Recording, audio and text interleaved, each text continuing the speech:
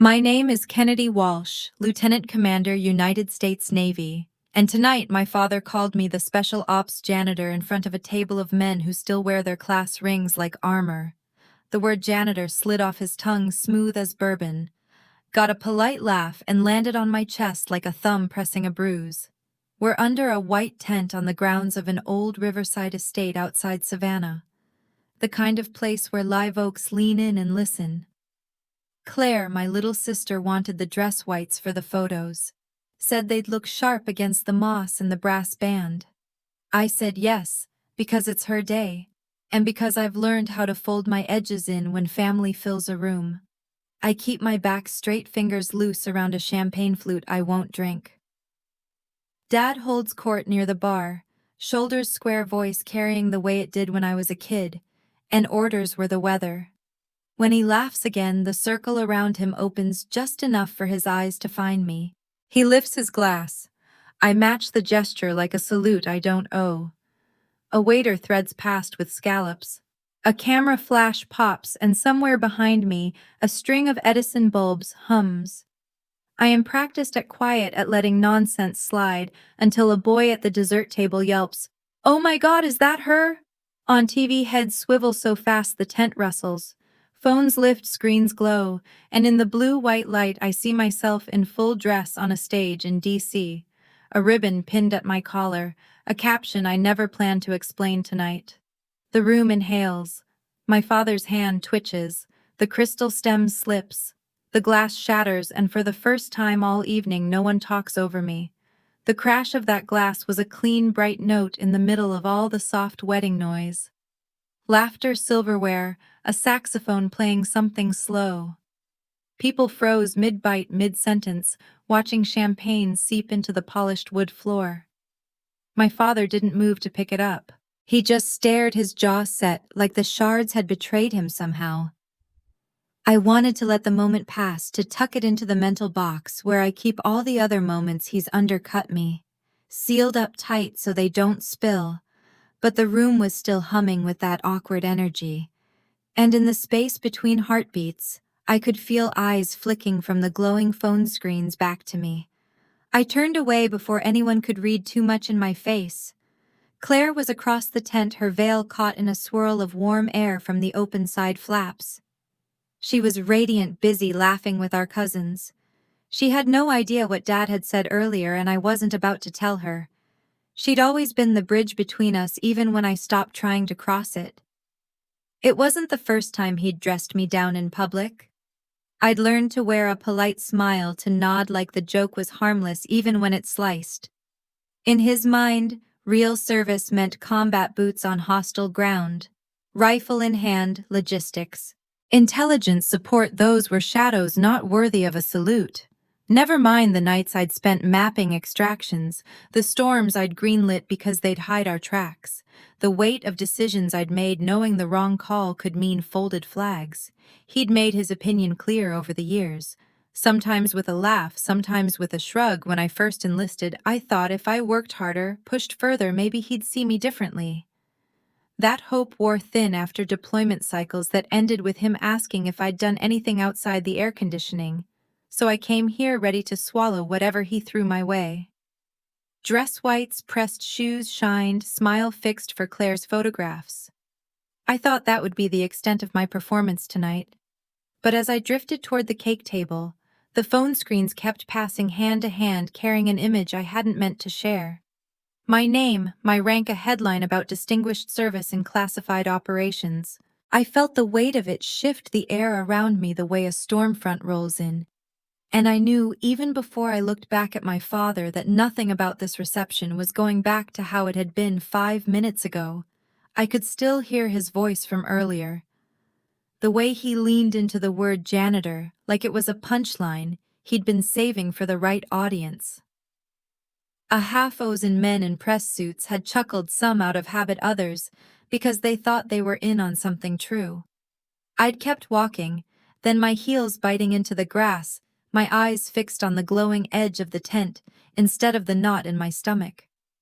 That wasn't the first time I'd been reduced to a caricature in his stories.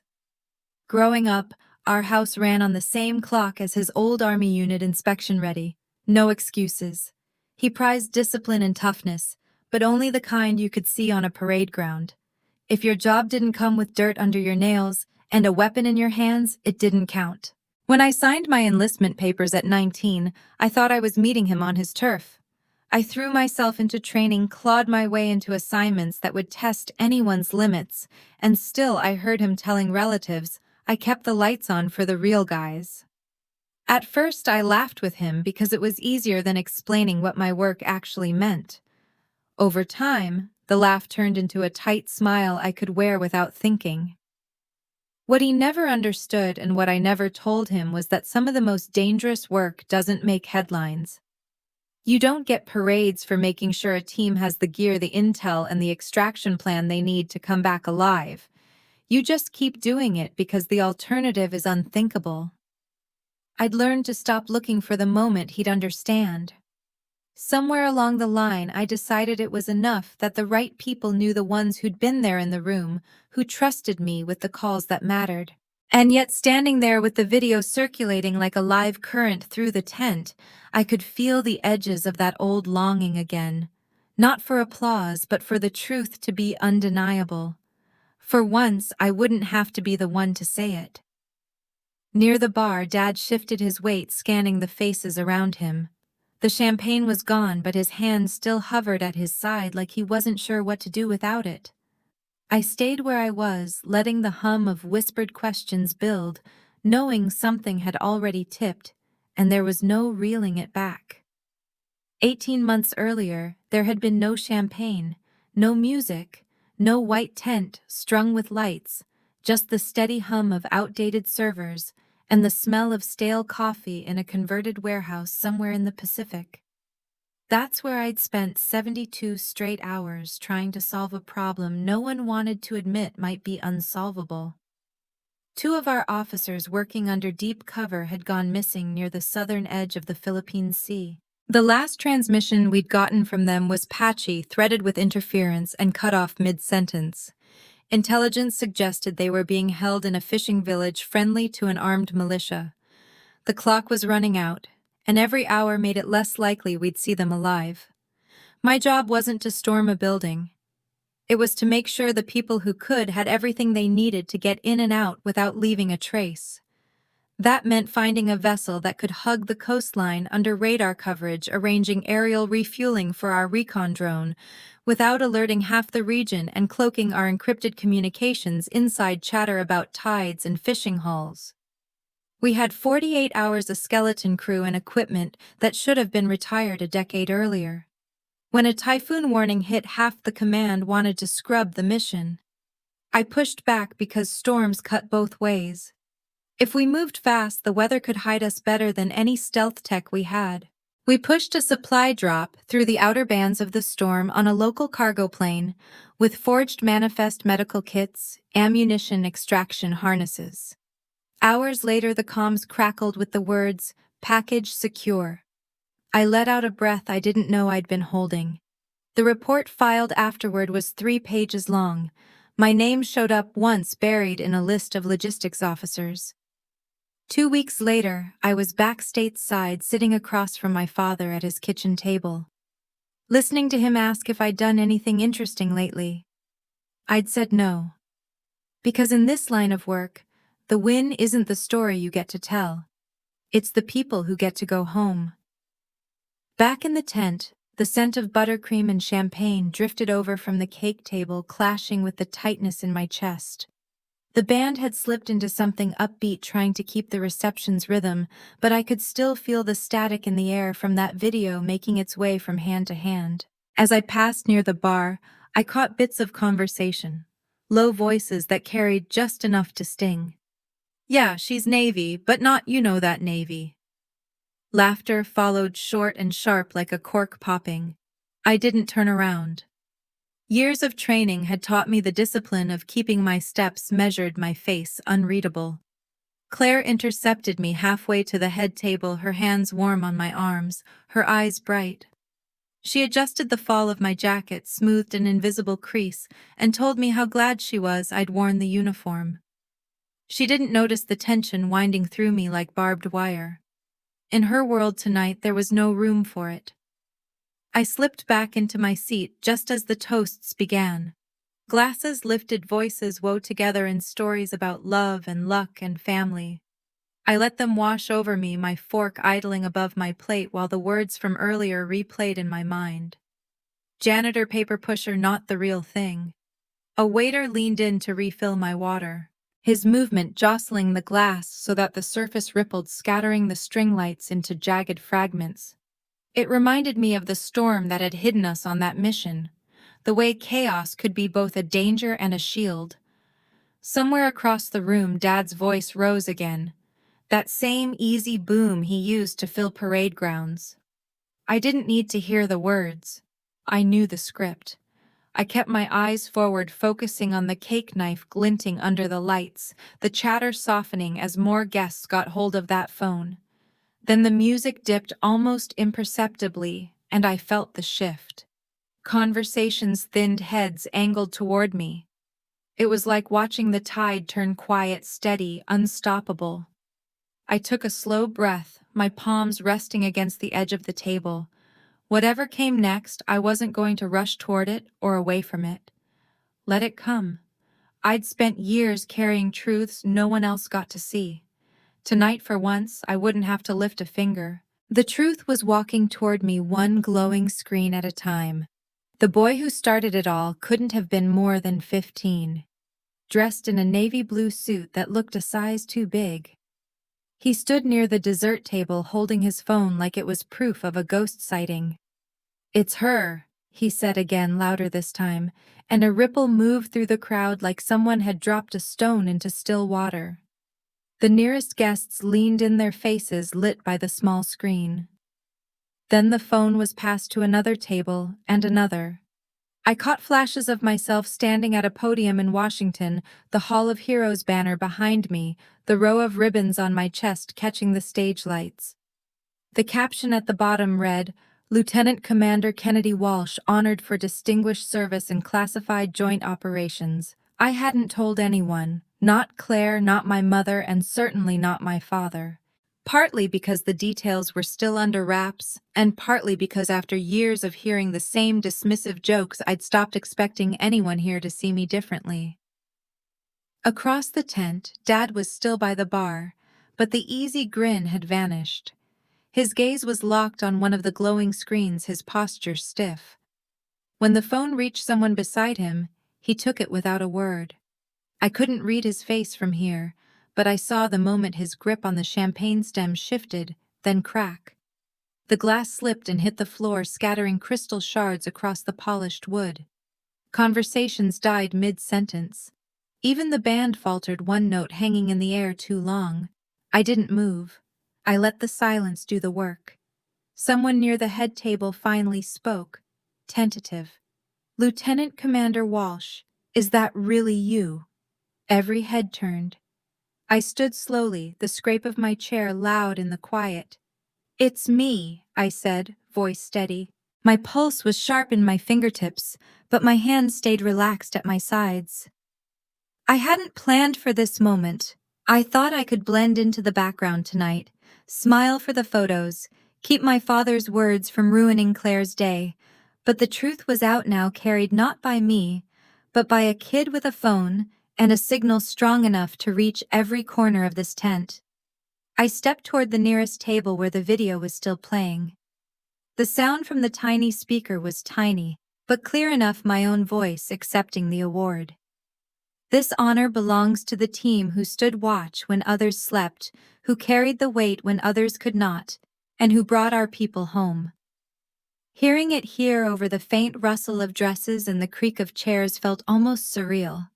A woman in a floral dress leaned forward, eyes wide. "What? What did you do?" I glanced toward my father. He was motionless, hands empty now, but the shards still glittered at his feet. "I did my job," I said. Then after a beat, "And sometimes that job takes you places you can't talk about, places where you have to make decisions fast and pray you made the right ones." There was a murmur through the crowd, like the sound of a page turning.